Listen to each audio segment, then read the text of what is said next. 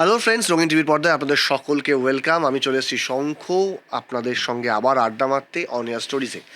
আর আজকে যিনি আছেন আমাদের সাথে, আমাদের সঙ্গে যিনি আড্ডা দেবেন, ছোট করে একটা ইন্ট্রোডাকশন দিয়ে দিই, যেরকমটা প্রতিবার সবার ক্ষেত্রে দিই। সেটা হচ্ছে যে ওই কিছু মানুষকে মানে আমার ব্যক্তিগতভাবে খুব ভালো লাগে। তার কারণ হচ্ছে যে যারা ছকের বাইরে বা নিয়মের বাইরে একটু অন্য রকমের, অন্য ধরনের যারা কাজ করতে চান, তেমনই একজন শিল্পী। তার প্রতিটা শিল্পীর ক্ষেত্রেই তো একটা চয়েসেস থাকে যে আমি এই ধরনের কাজ করতে চাই বা আমি এই ধরনের কাজ করতে চাই। কেউ স্রোতের দিকে ভাসেন বা কেউ স্রোতের বিপরীতে, বা কেউ একটু নতুনত্ব কিছু দিতে চান দর্শকদের। তো তেমনই একজন মানুষ যাকে আমরা মন্দারের মতো একটি দুর্দান্ত ওয়েব সিরিজে ডেবিউ করতে দেখেছি। তিনি হলেন Debashis Mondal. Debashis, thank you so much আমাদের শোতে আসার জন্য। Thank you for having me. সবার প্রথম তোমাকে আমি একটা প্রশ্ন জিজ্ঞেস করি এবং জিজ্ঞেস করতে খুব ইচ্ছা করছে। সেটা হচ্ছে যে তুমি একদম মফস্বলের একজন ছেলে, কাঁচরাপাড়ায় থাকতে, সেখান থেকে একটা জার্নি এনএসডির প্রথমত হচ্ছে কনভেনশনাল যে মেন স্ট্রিমের পড়াশোনা, সেইটা ছেড়ে বা সেইটা করার পর আফটার দ্যাট তুমি একটা সিকিউর প্রফেশন না চুজ করে এই এই যে একটা ইচ্ছা, মানে এনএসডিতে গিয়ে পড়বো, আফটার দ্যাট অভিনয় অ্যান্ড অল, এই জার্নিটা তুমি যদি একটুখানি বলো আমাদের সাথে। অনেকগুলো দিক আছে এর মধ্যে। অ্যাকচুয়ালি যখন থেকে আমার জার্নিটা শুরু হয় তখন আমি ক্যারিয়ার বা প্রফেশন এগুলো নিয়ে কোনো কিছু নিয়ে ভাবিনি, কারণ সেই সময় সেরকম কোনো এক্সপোজার ছিল না। কিন্তু হ্যাঁ, মানে একটা ফিনান্সিয়াল দিক নিয়ে মানে ভাবনা চিন্তা সেটা ছিলই, কারণ ভাবতেই হতো, কারণ আমি একটা খুব মিডল ক্লাস ফ্যামিলি থেকে বিলং করি। My father was a businessman. We had মানে আমাদের একটা জামা কাপড়ের গার্মেন্টস শপ ছিল। বাট বাবার ইচ্ছে ছিল যে আমি এবং আমার এল্ডার ব্রাদার দুজনে হয়তো বিজনেস করব। তো আমাদের দুজনেরই কারোর ইচ্ছে ছিল না বিজনেস করার। তো অ্যাকচুয়ালি এই থিয়েটারে আসাটা খুব কোইন্সিডেন্টালি হয়, কিন্তু থিয়েটারের আগে আমি অনেক আগেই নিজের সম্পর্কে একটা জিনিস ডিসকভার করে নিই যে আমার বাই চয়েস, আমার যেটা নেচার সেটা হচ্ছে আর্টিস্টিক। প্রথম আমি মঞ্চে অভিনয় করি। অভিনয় করার সময় হঠাৎ করে আমি মানে যে প্রথম যে ক্ল্যাপটা এদিকে হয় আমার একটা ডায়লগে, সেই সময়টায় যে একটা অনুভূতি হয় যে ও, আই অ্যাম অ্যাকসেপ্টেড। মানে এখন আমি এটাকে আর্টিকুলেট করতে পারছি, ওই সময় এই আর্টিকুলেট করার ভাষাটা ছিল না, কিন্তু ওই সময় একটা জাস্ট একটা ফিলিং ছিল যে প্রথমবার আমি কিছু একটা করলাম, যেটা একটা ক্রিয়েটিভ কাজ, যেটা আমি করতে চাই, সেটা অ্যাপ্রিসিয়েটেড হচ্ছে একদম ইন হ্যান্ড, একদম মানে হাতে গরম রেসপন্ড পাচ্ছ একদম। তো সেইটার যে একটা ফিলিং, সেইটা আমাকে ইন্ট্রিগ করলো, এটাই তো আমাকে করতে হবে, এটাই তো আমি চাইছিলাম এতদিন। আর কি। হ্যাঁ, যেটা আমি এতদিন পেন্টিং করে আমি এরকমও পেন্টিং করেছি, এক্সিবিশনে লেগেছে, সেখান থেকে হয়তো মানে ওই কিছু এমনি সেল হয়েই যেত, সেখান থেকে হয়েছে, কিন্তু সেটাও আমাকে অতটা এক্সাইটেড আনন্দ করে দেয়নি। যে যে ও, আমার পেন্টিং বিক্রি হয়ে গেল। না। বা আবৃত্তি করে যখন স্কুলকে রিপ্রেজেন্ট করেছি, কিছু একটা স্ট্যান্ড করেছি, সেখানে এসে অ্যাপ্রিসিয়েশন পেয়েছি স্কুলের, বা স্কুলের ওই প্রেয়ারের সময় আমাকে আলাদা করে দাঁড় করিয়ে যে বলা হলো যে দেবাশিস ইয়ে পেয়েছে, আমাদের স্কুল থেকে রিপ্রেজেন্ট করে সেকেন্ড হয়েছে বা ফার্স্ট হয়েছে। কিন্তু এইটা প্রথমবার আমি এমন একটা রেসপন্ড পেলাম যেটা আমি একদম ইন হ্যান্ড, এবং যেটা আমাকে খুব এক্সাইট করলো। এবং শোটা শেষ হওয়ার পর আমি ফিল করলাম যে যে একটা অদ্ভুত একটা লাইট ফিল করলাম, খুব একটা লাইট ফিল হচ্ছিল, যে খুব হালকা ফিল হচ্ছিল, মানে একটা ওই আনন্দ, এই আর কি। তো সেইটা থেকে আমি ডিসাইড করলাম এইটাই করব। তারপর একটা বাড়ি থেকে একটা প্রেশার আসতে শুরু করলো। এবার এবার আমি তো আসতে চাই, কিন্তু এটাও আবার একটা মানে একটা প্রিকনসিভ নোশানই বলতে পারো, যে এরকম একটা মানুষ বলে দেয় যে এনএসডি পাওয়া এত সোজা নয়, মানে অনেক কিছু করতে হয়। এখন তো সবে শুরু করেছিস থিয়েটার, আরও কর 8-10 বছর। এবার আমি ভাবছি যে মানে এতদিন তো নেই আমার কাছে, মানে আমাকে বাড়ি থেকেই তো অ্যালাউ করবে না, কারণ গ্র্যাজুয়েশনে অনার্স কেটে গেছে, থিয়েটার ইভিনিংয়ে হয়, তো অ্যাটেন্ডেন্স অ্যাটেন্ডেন্স ছিল না কলেজে, অনার্স কেটে গেছে। ইঞ্জিনিয়ারিং করার কথা ভেবেছিলাম, জয়েন্ট দেবো, দেবো, সেটা করিনি। তো বাড়ির অলরেডি একটা রাগ রয়েছে। তারপর পেন্টিং করছিলাম, বলেছিলাম গভর্নমেন্ট আর্ট কলেজের জন্য প্রিপারেশন করতে করতে সেটাও হারিয়ে গেছে এইটার জন্য, থিয়েটারের জন্য।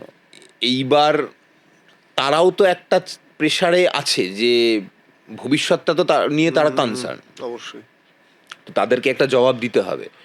এবার আমার মনে হচ্ছে এটাই তো আমি করতে চাই, কিন্তু আমি এখানে কোনো কোনো হদিশ দেখতে পাচ্ছি না যে এটা আমি এখানে আমি এটা ফুল টাইম করতে চাই, শিখতে চাই, কিন্তু আমি এরকম কিছু পাচ্ছি না যে যে আমাকে শেখাবে বা আমাকে একটা ফুল টাইম এই কাজটা করার মতন, বা নিজেকে যে আমি গ্রুম করব, ডেভেলপ করব, সেই জায়গাটাও, স্কোপটাও আমি পাচ্ছি না। তাহলে এবার কি উপায়, কি করণীয় কি? রেপার্টারি ছিল, কিন্তু রেপার্টারি ইজ নট দ্যাট, মানে আমি ওটা ফিউচার হতে পারে না। মানে রেপার্টারিতে মানে কিছু কিছু আর্থিক সাহায্য আমরাও দল থেকে পেতাম, কিন্তু সেটা তো ফিউচার নয়, সেটা তো, কিন্তু আমি ওটা নিয়ে বেশি কনসার্ন। আমি কনসার্ন হচ্ছে আমি যেটা দেখে এসছি আমাকে তো সেই জায়গায় রিচ করতে হবে যদি এটা ফুল টাইম করতে হয়। তখন আমার মনে হলো যে ওটার জন্য এবার প্রিপেয়ার করা ভালো। সেই জন্য আমার আলাদা করে দেখানোর কিছু নেই। আমি আই এম অলরেডি দেয়ার, তা I am already prepared. When you are prepared you don't need to show right. That you are there, তো তোমার ওটা পৌঁছে যাবে, মানে সামনের মানুষের কাছে পৌঁছে যাবে যে ওয়েন ইউ আর রেডি। তো ওটা আমি নিজের মধ্যে এগুলো আমি অবজার্ভ করছিলাম, মানে এগুলো কিছু কিছু বলারও নেই কাউকে, কিছু কিছু শেয়ারও করার নেই, কিছু দেখানোরও নেই। এবং কেন জানি আমার, মানে আমি জানি যে যদি হয় তাহলে মানে একজনকেও যদি নেয় ওটা আমি হব। এবং সেইবারে আমার মনে আছে যে এতটাই প্রেশারে ছিলাম আমি যে এনএসডি যদি না হয় আমাকে যেন তেন প্রকারে নয় এখান থেকে বেরোতে হবে। কারণ ওই ফলোর রিজনগুলো, এক, আমি এখানে কোনো স্কোপ পাচ্ছি না; দুই, আমি যেটা করতে চাই সেটা করতে পারছি না; তিন, বাড়ির প্রেশার; চার, ইকোনমিক্যাল প্রেশার, ফিনান্সিয়াল প্রেশার; পাঁচ, আমাকে আমি যেটা করতে চাই সেটা, ওটাই আমি করতে চাই এবং ওটাই করব। তো এই রিজনগুলো ছিল। তো আমি এনএসডি যদি না হয় তাহলে কি, সেই জায়গাটায় আমি যেতে চাইনি সেকেন্ড টাইম। তার জন্য আমি ব্যাকআপ প্ল্যান বানিয়ে নিয়েছি, একটা নয়, তিন চারটে। আচ্ছা। এনএসডি না হলে মান্ডি স্কুল অফ ড্রামা, না হলে BNA Bharatendu Natya Academy Uttar Pradesh Lucknow, Mandi school of drama Himachal Pradesh, ওখানেও না হলে হায়দ্রাবাদ স্কুল অফ ড্রামা, ওখানে। এই তিনটে আমি ব্যাকআপ প্ল্যান বানিয়ে নিয়েছি। এনএসডির পর যেটা, সেটা হচ্ছে যে national school of drama repertory company. NSD যদি না হয় রেপার্টারি, না হলে মান্ডি, না হলে বিএনএ, না হলে ওটাও না হলে হায়দ্রাবাদ। তো এনএসডির যেদিনকে এক্সাম কমপ্লিট হলো,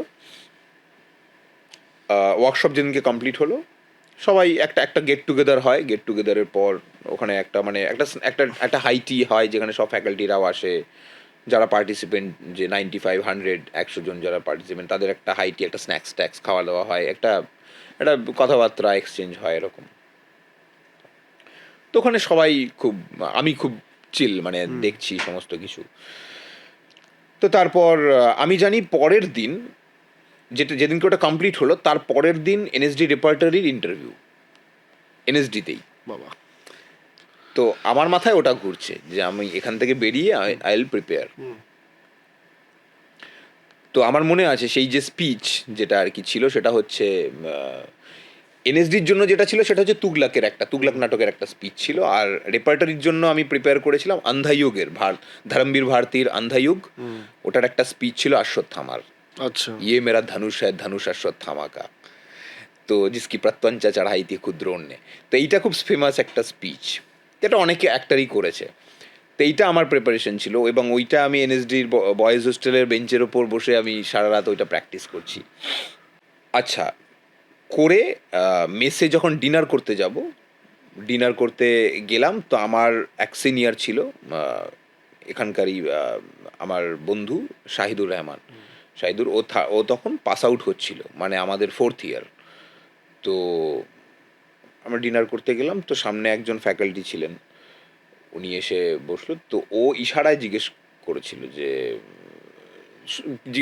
কথা হচ্ছিল যে ক্যাসা থা ইয়ে ব্যাচ, কিসকা কিসকা সিলেকশন হুয়া, বেঙ্গল সে কিতনে লোক আয়ে। তো ইশারায় জিজ্ঞেস করলো এরকম।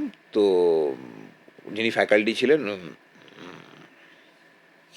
তা আমি ওটা আর চোখে দেখে নিয়েছি যে আমি এটা বুঝে গেছি যে আমার হয়ে গেছে। তো আমার বন্ধু আচ্ছা করে আমার দিকে একটা দেখলো, আমি মাথা নিচু করে আমি আমি কিছু দেখিনি এরকম। কারণ যদি উনি বলতে পারেন, অ্যানাউন্স করতে পারেন একদিন পরে লিস্ট বেরোয়, তো খেয়ে দে এবার আমার মাথায় রয়েছে আমি রেপার্টরির ইয়ে তো দেবই, এবার হয়ে গেছে আমি জানি, একটা রিলিফ হয়েছে। আমি না সেরকম একটা আনন্দ বিশাল কিছু হয়নি সেকেন্ড টাইমে, আর আমি জানি হতোই, এরকম একটা কনফিডেন্স ছিল, হয়ে গেছে ঠিক আছে, কিন্তু ওটা আমি হতেই হবে রেপার্টরিটা আর কি। দেবো, আমি প্রিপেয়ার করেছি তো দেবো। তো পরের দিন সকালবেলা আমি আমার মনে হলো কেন একবার একবার জিজ্ঞেস করি আমার মানে আচ্ছা এই প্রথমবার যখন হয়নি, তো সেকেন্ড টাইম আমি শান্তনু বোস, যে এনএসডির একজন অ্যালুমনাই এবং এনএসডি তখন পড়াচ্ছিলেন, ওনার এখানে একটা গ্রুপ ছিল কসবায় মণিরথ বলে, ওখানে আমি একটা নাটক করি ওই ওই সময়টাতে। তো ওনার সঙ্গে একটা একটা হৃদ্যতা তৈরি হয়েছিল। তো ওনাকে আমি জিজ্ঞেস করেছিলাম ফোন করে যে আমার তো হয়ে গেছে, তো আমি কি রেপার্টরি দেবো? উনি বললেন যে দেখ তুই যদি রেপার্টরি দিস তাহলে ডিরেক্টরের এরকম মনে হতে পারে যে তুই কনফিউজ, যে তুই কি করতে চাস জানিস না, তোর তো হয়ে গেছে, তাহলে রেপার্টরি কেন দিবি? আমি বললাম আচ্ছা ঠিক আছে। আমি আরও 2-3 জনের সঙ্গে কথা বললাম, তারা বললো যে হ্যাঁ হ্যাঁ দে দো, कोई प्रॉब्लम नहीं है, तुम्हें जो करना है वो बाद में तुम डिसाइड करना, तुमने प्रिपेयर किया दे दो, उसमें कोई प्रॉब्लम नहीं। তারপর আমি অনেকবার ভাবলাম, তারপরে ঠিক করলাম যে এনএসডি তো করতে চেয়েছিলাম, এটা যখন হয়ে গেছে এগুলো তো সব ব্যাকআপ ছিল, ব্যাকআপ প্ল্যান ছিল। আমি এখন রেপার্টারি যদি হয়েও যায়, আমি রেপার্টারি জয়েন করে নেবো, হয়তো একটা ভালো স্যালারি পাবো এখন অ্যাজ অ্যান আর্টিস্ট, কিন্তু আমার ট্রেনিংটা ইয়ে থেকে যাবে, এটা আমি অসম্পূর্ণ। সেকেন্ড টাইম করতে পারবো না ঠিক ঠিক। এটা যদি ছেড়ে দিই এখন। রেপার্টারি আমি এনএসডির পরেও করতে পারবো, কিন্তু রেপার্টারি একবার জয়েন করে নিলে এনএসডি আর পারবো না। তখন আমার মনে হলো থাক, আমি ইন্টারভিউর সামনে মানে সার্কুলেশনের গেট, আর আমি বাইরে এখানে সিমেন্টের বেঞ্চ ওখানে বসে আছি, ওখান থেকে আমি বসে ভাবলাম যাবো না। তো ওখান থেকে আমি বেরিয়ে গেলাম, চলে গেলাম হোস্টেল, তারপর ফিরে এলাম। তো তারপরের ওই টাইমটা খুব মানে ওই ইন্টারভিউর ওই সিলেকশনের পর একদিন পরের লিস্ট বেরোলো, সে তো জানতামই হয়ে গেছে, তারপরে চিঠি এলো। তো ওই সময়টায় ওই যতদিন না জয়েন সেশন শুরু হচ্ছে আমাদের, ওই 1 মাস গ্যাপটা ওটা খুব হ্যাপি টাইম ছিল, যে আমি কিছু একটা অ্যাচিভ করেছি। রাইট। তো সেইটা আর কি প্রথম একটা এরকম একটা ফিলিং যে যে আমি মানে কিছু একটা চাইলে সেটার জন্য পুরোপুরি যদি লেগে যাওয়া যায় তাহলে তাহলে সেটাকে মোটামুটি মানে Achieve পুরোপুরি করা যেতে অ্যাচিভ পারে। করা হ্যাঁ, অবশ্যই। দেবাশিস, তোমার একদম জার্নির গোড়ার কথাগুলো শুনলাম, আর যেটা সত্যি খুব ইন্সপায়ারিং। এরপরে একটা জিনিস তোমাকে যেটা জিজ্ঞাসা করতে আমার খুব ইচ্ছা করছে, সেটা হচ্ছে যে তোমার প্রথমে তো তুমি কাজ করেছিলে, না তোমার সাথে আগেও বহুবার আলোচনা হয়েছে যে একদম প্রথমে কাজ করেছিল হচ্ছে রাজ অ্যান্ড ডিকের সাথে বম্বেতে। আফটার দ্যাট বাংলার ক্ষেত্রে তোমার একটা হিউজ ব্রেক হচ্ছে মন্দার দিয়ে শুরু। এই মানে মন্দার যখন তুমি করছো, একটা উইলিয়াম শেক্সপিয়ারের একটা দুর্দান্ত বড় একটা ট্র্যাজেডিকে নিয়ে, একটা নাটককে নিয়ে কাজ, যেটা অনির্বাণদা করেছিলেন। আফটার দ্যাট বলুন, আগে মন্দারের গল্পটা আমি একটুখানি জেনে নিই। সেটা হচ্ছে যে প্রিপারেশনটা কীরকম করে নিলে তুমি এই মন্দার হয়ে ওঠা, ফ্রম দেবাশিস মণ্ডল টু মন্দার, কোভিডের সময় 2020? 2020 তখন আমার কাছে শিবনাদার থেকে অফার আসে ফিল্ম পড়ানোর জন্য, যেটা আমি আগে থেকে বলে রেখেছিলাম, যেটাতে আমার ইন্টারেস্ট ছিল, যে এটা একটা ফ্যাসিনেটিং সাবজেক্ট, যেটা আমি এনজয় করবো এবং অনেক কিছু শেখার একদম। থাকবে, কারণ আমাকেও অনেক কিছু ওটার মধ্যে থাকতে হবে, পড়াশোনা করতে হবে। তো ওইটা আমি খুব এনজয় করছিলাম, ওইটা করতে করতে তখন আমার কাছে মন্দারের অফারটা আসে। তো আমাকে অনির্বাণ বলে যে তোকে এরকম ভেবেছি এই চরিত্রটাতে, তোকেই করতে হবে। তো আমি তো খুব খুশি হই। তো কামিং ব্যাক টু ইয়র শুরুতে যে কোয়েশ্চেনটা করেছিলে, সেটা হচ্ছে যে মানে প্রিপারেশন। বুঝতে পারছি। যে প্রিপারেশনটা অ্যাকচুয়ালি নিয়েছিলাম সেটা হচ্ছে তোমার ওই 25-26 দিনের মতন, মানে ওই রকমই টাইম ছিল, মানে যখন থেকে স্ক্রিপ্ট হাতে পেয়েছিলাম তখন থেকে ফ্লোরে যাওয়া অবধি ওই রকম একটা টাইম ডিউরেশন ছিল। তো যেরকমভাবে অন্য যে কোনো ক্যারেক্টারকে অ্যাপ্রোচ করি সেই যেভাবে প্রিপেয়ার করি, হ্যাঁ এইটার ক্ষেত্রে যেটা আলাদা ছিল সেটা হচ্ছে যে এক ছিল আমার নিজেকে অনেক দিন বাদে আমি এরকম একটা স্ক্রিপ্ট পেয়েছিলাম যেটা এত ডিটেলিংয়ের সঙ্গে লেখা হয়েছে এবং প্রত্যেকটা লাইন প্রত্যেকটা শব্দ চয়েস করার পেছনে যে ব্রেনস্টর্মটা করা হয়েছিল সেটা বোঝা যাচ্ছিল। কিছু কিছু সিন আমার পড়ে মনে হচ্ছিল যে আমি একবার পড়ে আমার আমার আমি আমার মানে Visual টা মনে দেখতে থেকে পাচ্ছি, গেছে, হ্যাঁ হ্যাঁ। মানে একদম ডাইরেক্ট কানেক্ট করতে পারছি। তো এরকম কিছু যখন তুমি স্ক্রিপ্ট পাও তখন ভেতর থেকে automatically you as an artist তুমি অনেক বেশি কানেক্ট হয়ে যাও। তো সেইটা হচ্ছিল, তো সেটা হওয়ার সময় তখন আমার মনে হলো যে অনেক ইজি হয়ে গিয়েছিল চরিত্রটাকে ধরা বা চরিত্রটাকে নিয়ে কাজ হ্যাঁ করা। অ্যাকচুয়ালি ইজি মানে টিউনে এসে যাও, মানে আমরা যখন যখন রিয়েল যে ওয়ার্ল্ড সেইটাকে ক্রিয়েট করার জন্য সিনেমা বা ফিল্মটাও তো একটা ল্যাঙ্গুয়েজ, Right. এবং সেই ল্যাঙ্গুয়েজটা যখন রাইটার বা ডিরেক্টরের জানা থাকে সেই ল্যাঙ্গুয়েজটার সঙ্গে রিয়েল ওয়ার্ল্ডটা, ওটাও তো একটা ওয়ার্ল্ড আমি ক্রিয়েট করছি, ঠিক, তো ঠিক। ওটা ভেবে যখন ওই ব্যালেন্সটা করে যখন আমি সব কিছু রাখবো তখন আমার খুব একটা অসুবিধা হবে না। আমি কখনো মেদিনীপুরে থাকিনি, কিন্তু আমি অনেকবার থিয়েটার করতে গেছি, থিয়েটারের শো করতে গেছি বিভিন্ন জায়গায়, তমলুকে গেছি, কেলোমালে গেছি, এবং মেদিনীপুরে গিয়ে দেখেছি যে আমার কখনো ওই জেলে লোকজনদের সঙ্গে ইন্টারাকশন কখনো হয়নি, কিন্তু আমরা যাদের সঙ্গে ইন্টারাকশন হয়েছে তারা হয়তো ধরো থিয়েটারের দর্শক, থিয়েটারের অর্গানাইজিং কমিটি, এরা যথেষ্ট শিক্ষিত এবং মানে ওখানে মেদিনীপুরে একটা খুব থিয়েটারের একটা খুব ভালো একটা চর্চা আছে এবং তারা থিয়েটার নিয়ে যথেষ্ট অবগত এবং যথেষ্ট ভাবে। শিক্ষিত, হ্যাঁ।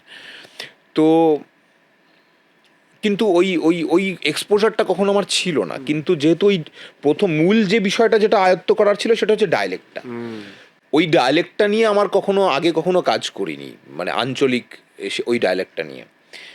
তো ডায়ালেক্টটা আয়ত্ত হয়ে গিয়েছিল এবং অ্যাকচুয়ালি ওই সময়টায় মানে আমি বাংলায় কাজ করার জন্য বা প্রথমবার বাংলায় কাজ করব, দ্বিতীয়ত এত ভালো একটা স্ক্রিপ্ট, তৃতীয়ত অনির্বাণ অলরেডি এত ভালো ভালো কাজ করছে, তো ওর ওপর অলরেডি আমার একটা ট্রাস্ট আছে এবং আমি জানি ও কী সিনসিয়ারিটি নিয়ে কাজ করে, কারণ আমি ওকে চিনতাম অনেক দিন ধরে, আমরা একটা নাটক শুরু করছিলাম একসাথে, তো ওইখানে ওর সঙ্গে প্রথম আলাপ হয়, তারপরে দীর্ঘদিন সিনেমায় কাজ করে, তো সেই সিনসিয়ারিটিটা স্ক্রিপ্টটাতেই ছিল। তো প্রিপেয়ার বলতে আমি এনএসডির টাইমে ম্যাকবেথ পড়া বা ম্যাকবেথের ওপর সিন ওয়ার্ক করা বা এনএসডির পরে একটা শর্ট ফিল্ম করারও সুযোগ হয়েছিল ম্যাকবেথের ওপর, আমারই এক বন্ধু করেছিল। আচ্ছা।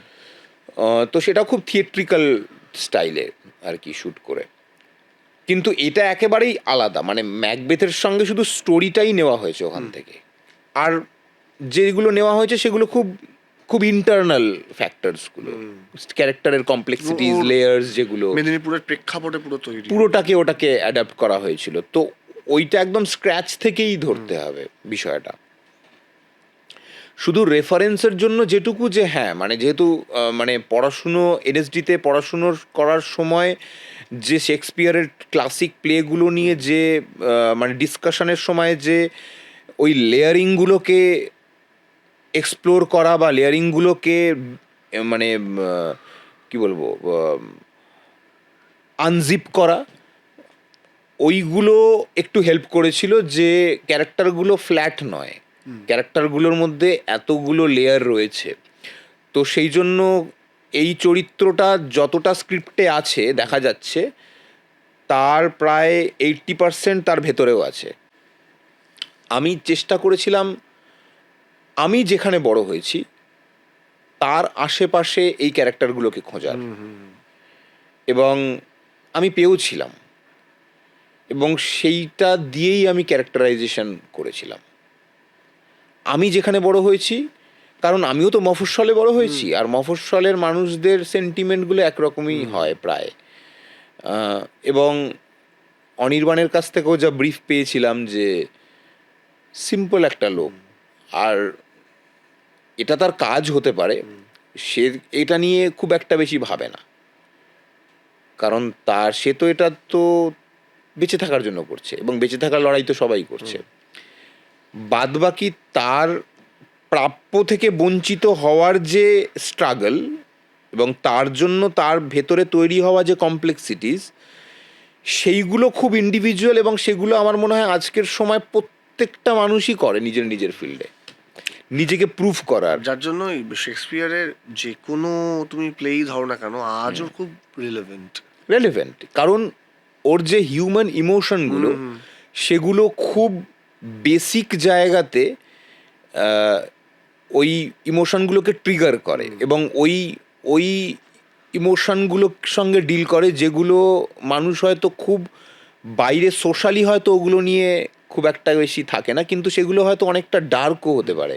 প্রত্যেকটা মানুষেরই একটা ডার্ক সাইডও তো থাকে, যে তার নিজের কিছু ডিজায়ার ফুলফিল করার জন্য, মানে ব্যাপারটা ওপর থেকে দেখতে গেলে খুব বেসিক, যে আমার একটা মানুষের একটা ডিজায়ার আছে, ডিজায়ারটা ফুলফিল করার একটা গ্রিড তৈরি হয়, একটা উচ্চাকাঙ্ক্ষা তৈরি হয়, অ্যাম্বিশন তৈরি হয়, আর সেটা ফুলফিল না হওয়া হলে কি হবে সেটার একটা ভয়। তো এই দুটো একসাথেই কাজ করতে থাকে। তো এই দুটোকে যদি সেই রকমভাবে যদি ডেভেলপ করা যায় কোনো চরিত্রের মধ্যে দিয়ে, তাহলে যে কোনো মানুষই রিলেট করতে পারবে। তো মন্দার করেছো একটা লিড, যেখানে মানে দুর্দান্তভাবে তোমার অভিনয় সাড়া ফেলেছিল এবং সিরিজটাও দুর্দান্তভাবে সফল হয়েছিল। আফটার দ্যাট, আমি তোমাকে খুব খোলাখুলি জিজ্ঞেস করছি, আফটার দ্যাট তোমাকে অনেক সিরিজ, অনেক সিনেমার ক্ষেত্রে দেখা গেছে মন্দারে যেভাবে অনির্বাণ তোমাকে এক্সপ্লোর করেছিল ওই ক্যারেক্টারটার মাধ্যমে, তারপরে তোমাকে শিকারপুরে দেখা গেছে, তারপরে তোমাকে প্রধানে দেখা গেছে, রক্তবীজে দেখা গেছে, ওই যে এক্সপ্লোর করার ব্যাপারটা একটা চরিত্র দিয়ে যে একটা এক্সপ্লোর করা নল, যেটা বোঝা যাচ্ছে যে এই চরিত্রটা কিন্তু এতটা এর ব্যাপ্তি এ সেটা করতে পারে, তুমি তারপরে আর পেয়েছো না, আমি কম্পেয়ার করি না। তবে হ্যাঁ, এখানে আমি একটা জিনিস বলতে পারি যে দীর্ঘদিনে আমার বাংলায় কাজ করার ইচ্ছে ছিল এনএসডি থেকে পাস আউট হওয়ার পর থেকেই। মন্দার হওয়ার পর আমি মন্দার যখন করি তখন আমি গুরগাঁওতে একটা ইনস্টিটিউটে ওই আইবিতে ফিল্ম পড়াচ্ছিলাম, যেটা বললাম। তো সেটা আমি মন্দার রিলিজ করার পরেও কন্টিনিউ করেছি, এবং এখানে শ্যুট করতে করতে মন্দার শ্যুট করতে করতেও আমি ওটা কন্টিনিউ করেছি। এবং তারপরে যখন এখানে কাজকর্ম আরও বাড়তে থাকে তখন আমার মনে হয় যে এটা আমি পরেও করতে পারবো, এবং আমি মানে আইবিতে থিয়েটার ফিল্ম পড়ানোর জন্য ক্যাটাগরি 2 সার্টিফাইড। তো আমি যে কোনো গ্লোবালি যে কোনো ইনস্টিটিউটে গিয়ে মানে পড়ানোর জন্য সার্টিফাইড, ওটা আমি যে কোনো এজেই করতে পারবো। কিন্তু এখন অ্যাজ এ পারফর্মার যে এনার্জিটা আমি যে কোনো ক্যারেক্টারে দিতে পারবো, বা ক্যারেক্টারের ডিমান্ড অনুযায়ী যেটা করতে পারবো, সেটা হয়তো 10 বছর 20 বছর আস্তে আস্তে তো এনার্জিটা কমতে থাকবে। তখন আমি হয়তো চেষ্টা করেও তখন আমাকে অনেক এফোর্ট করতে হবে ওই এনার্জিটা পুল করার জন্য। তো এখন আমি যে ক্যারেক্টারগুলো করতে পারবো যে এফিসিয়েন্সির সঙ্গে, সেটা হয়তো আজ থেকে 10 বছর 20 বছর 30 বছর বাদে হয়তো আমাকে স্ট্রাগল করতে হবে।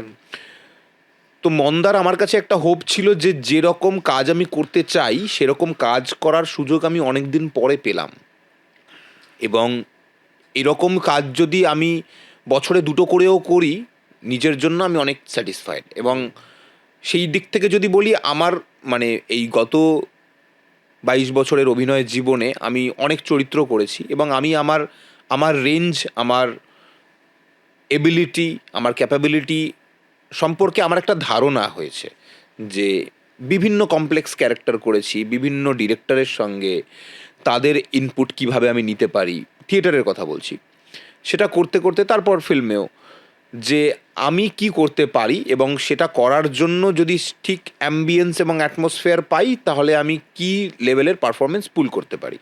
মানে মন্দারের জন্য আমার যে প্রিপারেশন ছিল তার মোটামুটি যদি বলি তাহলে 30% মতো আমি ওখানে করতে পেরেছি।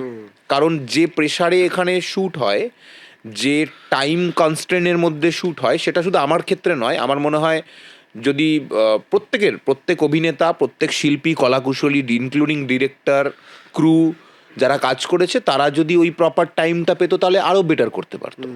মানে আমি বম্বে, তার আগে যেটা আমি বেশিরভাগ কাজ আমার বাংলার বাইরেই, বম্বেতে বা দিল্লিতে, সেখানে যে ফরম্যাটে কাজ হয় যে একটা বেস্ট শট হয়ে যাওয়ার পরেও, একটা ওকে শট হয়ে যাওয়ার পর, একটা বেস্ট শট হয়ে যাওয়ার পরেও ডিরেক্টর আরেকটা আইডিয়া নিয়ে আসে, let's do it in this way.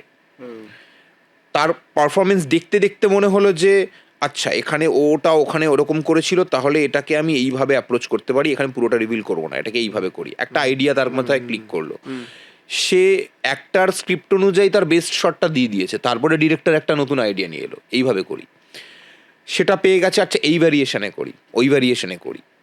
তো বেস্টের মোটামুটি 8-10টা তার কাছে ভ্যারিয়েশন আছে, এবং সে সেটা নিয়ে গিয়ে যখন এডিটিং টেবিলে ফেলছে, তখন সেখানে চয়েস করার ফ্রিডমটা তার কাছে আছে, যে আমি গল্পটা এইভাবে বলবো, আমি এই জায়গাটা এই ইনফরমেশনটা এইটুকু এখানে দেবো, যেটা আমি এখন অনেক বেটার ফিল্ম মেকিং সেই জায়গা থেকে, মানে অনেক ভালো ডাইরেক্টররা চ্যালেঞ্জ করছে, যেটা একটু আগেও কথা হচ্ছিল। যে কোনো ফিল্ম, মানে সেটা মানে ফিল্মের শিওর ক্রাফট আমরা দেখতে পাচ্ছি, সাবজেক্ট যাই হোক না কেন। মানে আমি যদি নাম ধরেও বলি, ধরো পুষ্পা হোক, অ্যানিমাল হোক, ধুরন্ধর হোক, এগুলো তো কমার্শিয়ালি খুব সাকসেসফুল ফিল্ম, এবং মাস এগুলোকে খুব অ্যাকসেপ্ট করেছে এবং সেলিব্রেট করছে, এবং সেটার জন্য আমার মনে হয় ওই সাবজেক্ট যাই হোক না কেন, আমি তার এই প্রত্যেকটা ফিল্মই কিন্তু রুল ব্রেকার। কিছু ট্র্যাডিশনাল কিছু রুল চলে আসছিল, সেগুলোকে তারা চ্যালেঞ্জ করেছে, সেটা টাইমিংয়ের হোক, মানে আমরা জানি, বা এখনও কিছু, মানে প্রত্যেক ফিল্ম মেকারকেই একটা একটু লেংথ বেশি হয়ে গেলে ডিস্ট্রিবিউটারের সঙ্গে কি ঝামেলায় পড়তে হয়।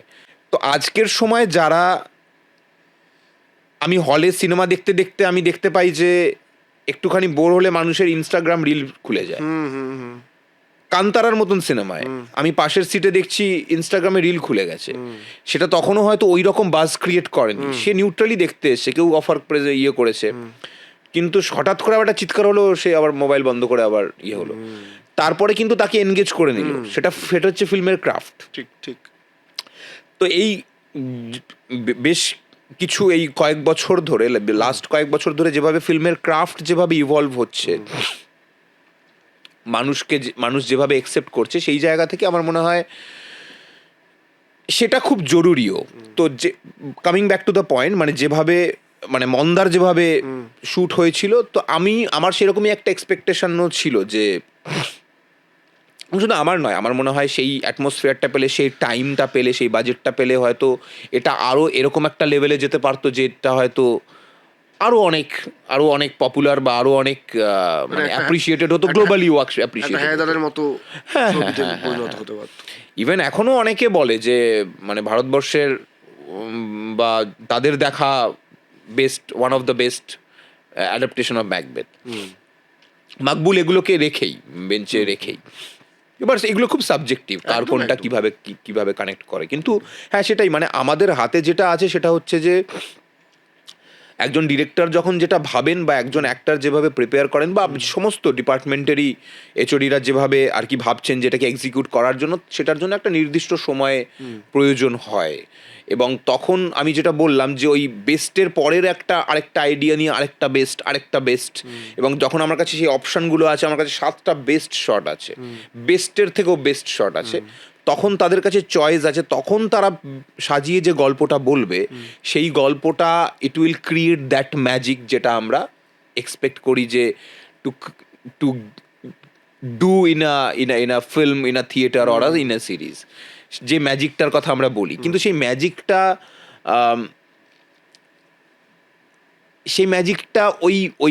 ওই কনস্ট্যান্টগুলোর মধ্যে দিয়ে, বা ওই প্রেশারগুলোর মধ্যে দিয়ে হবে না। ওই ম্যাজিকটা হতে পারে, কিন্তু ম্যাজিকটার জন্য ওই সার্কামস্ট্যান্স, ওই স্ট্রাকচার, ওই রকম মানে পরিস্থিতি, ওই অ্যাটমসফিয়ার দরকার, ওই টাইম ডিউরেশন দরকার, তবে গিয়ে ওইটা করা যেতে পারে।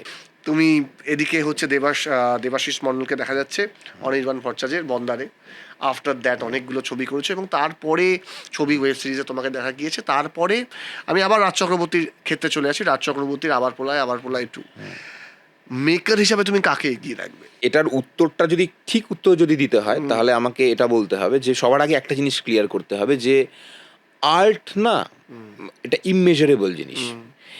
এটাকে এই জন্য এই যে বলি আমরা বেস্ট অ্যাক্টর, বেস্ট ডাইরেক্টর, কে আপনার জন্য বেস্ট ডাইরেক্টর, ইভেন অ্যাওয়ার্ড শোতেও যে বেস্টটা ঘোষণা করা হয়, আর্টটা হচ্ছে খুব সাবজেক্টিভ। আর এটাই হচ্ছে এটার মজা, এটাই ওটার মানে ইউনিকনেস। দুজনের দুরকম স্ট্রেংথ আছে।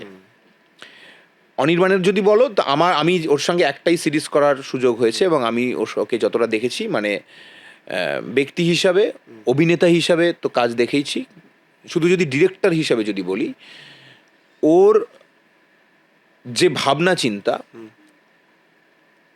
সেইটাকে কমিউনিকেট করার জন্য ওর ল্যাঙ্গুয়েজটা খোঁজে, এবং একটা ফিল্ম মেকিং যেহেতু অনেকগুলো ডিপার্টমেন্টের একটা কোলাবোরেটিভ একটা মেলবন্ধন, collaboratively we create a scene যেখানে অনেকগুলো ডিপার্টমেন্ট একসাথে কাজ করে। তো সেই জন্য ওই কারেক্ট ল্যাঙ্গুয়েজ খোঁজাটা খুব প্রয়োজন, যে আমি এক্স্যাক্টলি এটা বলতে চাইছি, তো ওই সাটা সাই লাগবে, গা মা পা হবে না, বা কোমল বা শুদ্ধ হয়ে যাবে না। আমি যদি কোমল লাগাতে চাই কোমলই লাগাতে হবে, তাহলেই ওই ইমোশনটাকে হিট করবে। তো সেই জন্য ওই ব্রেনস্টর্মটা প্রয়োজন, সেইটা অনির্বাণের করে আসে, প্রপার হোমওয়ার্ক করে আসে। সেই ক্ল্যারিটিটা রিফ্লেক্ট করে পারফর্মারদের মধ্যে, এবং সেই ক্ল্যারিটিটা পেলে অ্যাক্টরের জন্য অনেক সুবিধা হয়ে যায়। চাই আমার কাছে খুব ক্লিয়ার, এবং সেই ক্ল্যারিটিটা শুধু আমার মাথায় নয়, আমি কাজ করতে গিয়ে দেখেছি অনেক ডাইরেক্টর শুধু মাথায়ই রেখে দেয়, স্ক্রিপ্টে সেটা রিফ্লেক্ট করেনি বা কমিউনিকেট হয়নি, not only to the actor, even to the other HODs of the departments, across the departments. সেইটা আমার মনে হয়, যেহেতু এটা কোলাবোরেটিভ ওয়ার্ক, আমি যেটা ভাবছি শুধু সেটাই নয়, সেটা কিভাবে এক্সিকিউট হবে সেটাতে সবাইকে নিয়ে একটা পয়েন্টে আসা, তাহলে আমার মনে হয় কাজটা অনেক সহজে ইজিলি কমিউনিকেট হয়ে যাবে উইথ আ রাইট নোট, একদম রাইট জায়গায় গিয়ে হিট করবে। রাজদার ক্ষেত্রে যেটা প্রসেস, সেটা হচ্ছে আমি দুটো কাজ করলাম, আবার প্রলয় 1 আর আবার প্রলয় 2, যেটা আমার ব্যক্তিগতভাবে রাজদার ভালো লাগে, সেটা শুধু কাজ করার অনেক আগে থেকে। সেটা হচ্ছে আমি চিরদিনই তুমি যে আমার যখন দেখি, সেটা আমাকেও যেরকম কানেক্ট করেছিল, এবং গোটা বাংলার দর্শককেও সেরকম কানেক্ট করেছিল। এবং আমার যেটা ভালো লেগেছিল সেটা হচ্ছে যে রাজদার ফিল্মে ওই রনেসটাকে যেভাবে এক্সপ্লোর করতে পারে রাজদা ওই লোকাল ব্যাপারটাকে যেভাবে ইনকর্পোরেট করতে পারে ক্যারেক্টার্সের মধ্যে, এবং সেটা আমি কাজ করতে গিয়েও দেখলাম যে সব কিছু হয়তো স্ক্রিপ্টে হয়তো লেখা নেই, কিন্তু সে শ্যুটের সময় প্রেজেন্ট থাকে খুব, এবং গোটা বিষয়টা যেভাবে হচ্ছে পুরো বিষয়টাকে সে একটা সেন্সারি দিয়ে সে কনস্ট্যান্টলি স্ক্যান করতে থাকে। এবং তার যদি মনে হয় যে শুটিংয়ের প্রত্যেকটা শটের আগে একটা করে রিহার্সাল হয়, এবং রিহার্সালে যদি তার মনে হয় যে এই ডায়লগের এই ওয়ার্ডটা যাচ্ছে না, বলে এটা বলিস না, এটা বল, শোনে। এবং গোটাটা যেহেতু সে শ্যুট করে আসছে, গোটা ব্যাপারটা তার মাথায় আছে, এবং কোথাও যদি মনে হয় স্ক্রিপ্টে এটা লেখা ছিল কিন্তু ওর মুখে এটা ফিট করছে না, তাহলে এটা বল। বা তার মনে হয় লোকাল ব্যাপারটাকে কিভাবে ইনকর্পোরেট করে দিতে হবে, এটা বলে এটা জুড়ে দে, এটা অ্যাড করে দে। যেটা আমার ভালো লাগে যে তোমাকে অ্যাজ অ্যান অ্যাক্টর ওখানে প্রেজেন্ট থাকতে হবে উইথ ইউর কমপ্লিট কনসিয়েন্স। এবং রাজদার সেটে এরকম কেউ রিল্যাক্স করার খুব একটা হয় না, everyone has to be on the toe. মানে যদি তার শট আসছে বা আসতে চলেছে বা শুট ফ্লোরে রয়েছে, যে কোনো সময় ডাক পড়তে পারে, সেটা ঠিকই আছে, কিন্তু ওটার কি ওই এনার্জিটার মধ্যেই আছে, ওই ফ্লোরে যে একটা এনার্জি থাকে না, যে আর তো এই বিষয়গুলো অ্যাজ অ্যান অ্যাক্টর আমি এনজয় করি, যে এই মানে আমি খুব কম জায়গাতে, খুব কম ডাইরেক্টরের, মানে বেশিরভাগ ক্ষেত্রেই এখানে যেভাবে শ্যুট হয় বাংলায়, তো একটা ডিরেক্টর, পুরো ক্রু একটা প্রেশারের মধ্যে থাকে, একটা টাইট শিডিউলের মধ্যে থাকে, এই লোকেশন প্যাক আপ হয়ে যাবে, এই লোকেশনে এতগুলো সিন তুলতে হবে, বা আজকে এতগুলো সিন আছে, এগুলোকে কমপ্লিট করতে হবে, তো সেটা তো একটা থাকে। কিন্তু রাজা যদি মনে হয় একটু ফিল দরকার, ফিলের জন্য একটা টেক নেবে। তো আমিও সেটা চাই যে আমি তো আমার মতন করে করলাম, কিন্তু For the আরো betterment of কিভাবে the বেটার project. করা Yeah, যায়, right, right, it's a right. Process, no? Yeah, obviously. It's not যে আমি কিছু একটা লেখা আছে, কেউ কিছু বলে দিয়েছে, আমি পড়ে মুখস্থ করে ইয়ে করে দিলে, যে act ওটাই- করে দিলাম, ওটাই enact করে ওটাই দিলাম। সঠিক। ওটাই ওকে হ্যাঁ, শর্ট হয়ে গেল, ওটাই লাগিয়ে দেওয়া হলো না। 11 মানে নম্বর it's a- টেকটা অনেক বেটার হতে পারে। হ্যাঁ। Who knows that? একদম শেষ পর্যায়ে চলে এসেছি, সময় আর বেশি নেই। আমি তোমাকে জাস্ট জিজ্ঞেস করবো তোমার আপকামিং কিছু প্রজেক্টস যেগুলো তুমি বলতে চাও। আপকামিং এই আবার প্রলয় 2 রিলিজ হয়েছে, খুব ভালো রেসপন্স পাচ্ছি, প্রচুর মানুষের কাছ থেকে অনেক ভালোবাসা পাচ্ছি। আর তারপরে কিছু কিছু কিছু বাংলা, হিন্দি আরও কয়েকটা ইন্ডিপেন্ডেন্ট প্রজেক্ট করেছি, সেগুলো আস্তে আস্তে রিলিজ হবে।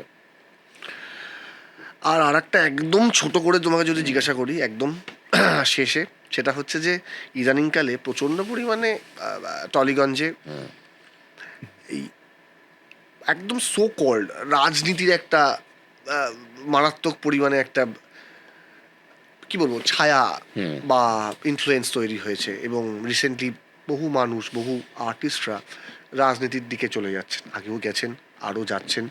তারও আগে হয়তো বছর 20 আগে হয়তো অতটা সামনাসামনি ছিল না, ফ্রন্টে এসে তারা করেননি। হ্যাঁ, সবারই একটা রাজনৈতিক মতাদর্শ, সবারই একটা স্ট্যান্ড পয়েন্ট আছে, সেটা দ্যাটস এ ডিফারেন্ট ইস্যু, সবার থাকাটাই উচিত। কিন্তু এখন সেটা খুব ওপেন হয়ে গেছে। এবার এইটা কোনো না কোনোভাবে কি ইন্ডাস্ট্রির ওপর রিফ্লেক্ট করছে, খারাপ বা ভালো কোনো কিছুর দিক থেকেই? সব কিছুরই তো ভালো খারাপ দুটো দিকই আছে। তো হ্যাঁ, অবশ্যই যেটা হচ্ছে তো তার তো একটা রিফ্লেকশন তো থাকেই। তো আর যেহেতু আমরা একটা একদম ডাইরেক্ট পাবলিক, দুটো কাজই খুব ডাইরেক্ট পাবলিক রিলেশনে, তো একটা ইমেজেরও একটা ব্যাপার থাকে। আমি হ্যাঁ,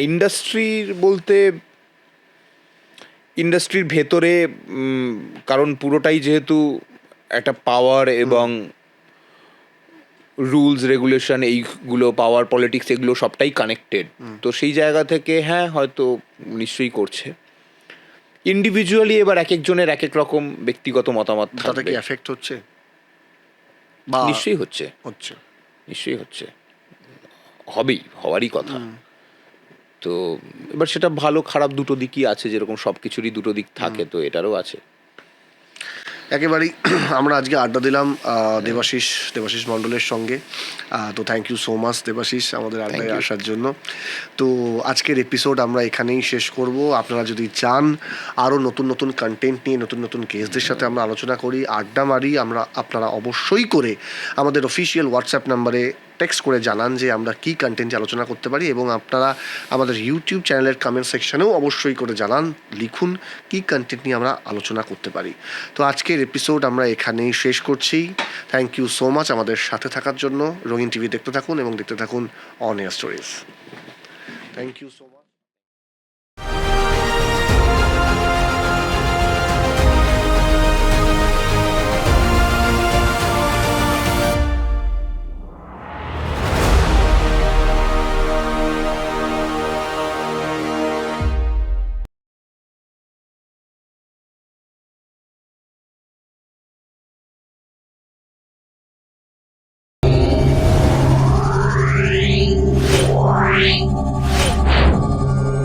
Meow.